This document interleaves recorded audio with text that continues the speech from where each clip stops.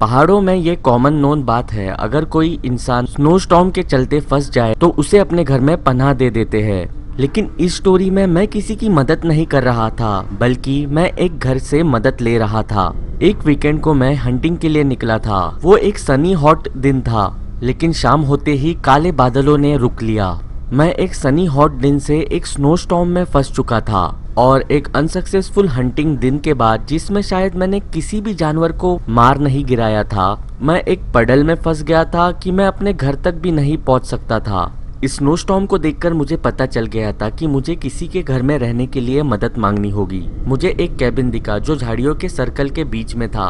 उस घर की लाइट्स ऑफ थी, लेकिन मुझे मदद तो मांगनी थी, तो मैंने उस घर के दरवाजे पर नॉक किया।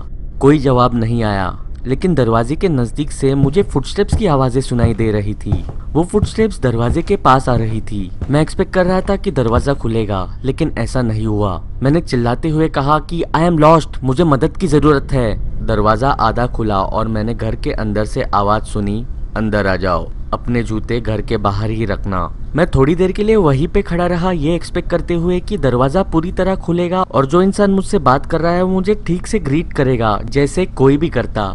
लेकिन वैसा नहीं हुआ। तो मैंने दरवाजा पुश किया और मैं उस डार्क केबिन के अंदर घुस गया। रूम में बस 2 कैंडल्स जल रही थी। उस कैंडल्स की लाइट की वजह से मुझे बस काउच दिखाई दे सकता था। उस इंसान ने मुझे काउच पर ही सोने के लिए कहा।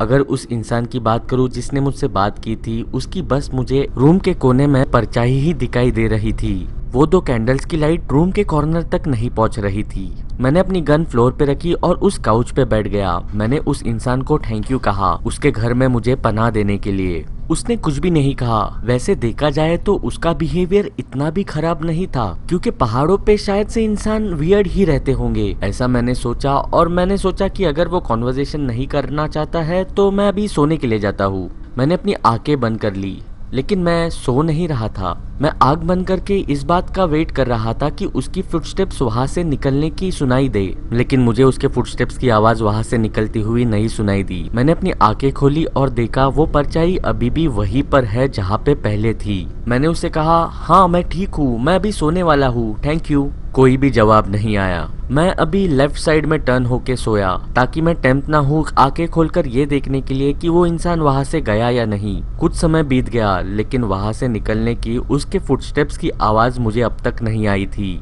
मुझे क्यूरियोसिटी खा रही थी। मैंने फिर से अपनी आंखें खोली और उस डायरेक्शन में देखा जहाँ पे वो खड़ा था। इस बार उसकी परछाई नजदीक आ चुकी थी। इनफैक्ट इतनी नजदीक आ चुकी थी कि कैंडल लाइट्स की वजह से उसका चेहरा भी एक्सपोज हो गया था। And I swear to God, वो एक काफी भयानक चेहरा था। उसकी स्किन काफी पेल थी, आंखें भी भयानक। मैं जल्दी से उठ गया और उस इंसान से कहा कि थैंक यू वेरी मच, लेकिन मुझे अभी निकलना होगा। ये कहकर मैं उस केबिन से बाहर निकला। उस इंसान ने कुछ नहीं किया, बल्कि जब मैं निकल रहा था मैंने पीछे मुड़ के भी नहीं देखा। मैं आगे बढ़ा तो मुझे एक और केबिन दिखाई दिया। उस केबिन पे नॉक करने पर मुझे एक बूढ़ी औरत और आदमी ने ग्रीट किया। ये लोग काफी वेलकमिंग थे। उन्होंने मुझे गर्म चाय भी दी। मैंने उन्हें अपनी कहानी बताई जो अभी मेरे साथ उस केबिन में घटी थी। उन दोनों ने भी एक दूसरे की तरफ कंफ्यूज एक्सप्रेशन के साथ देखा। उस बूढ़ी औरत ने मुझे 2 बार पूछा कि मैं एग्जैक्टली उसी केबिन की बात कर रहा हूँ। मैंने उसे विश्वास के साथ कहा कि हाँ मैं उसी केबिन की बात कर रहा हूँ जो पहाड़ उतरते वक्त पहले लगता है। फिर उस औरत ने कहा, डियर, उस केबिन के मालिक का 2 साल पहले कत्ल हुआ था और उसके बाद से वो केबिन खाली ही है।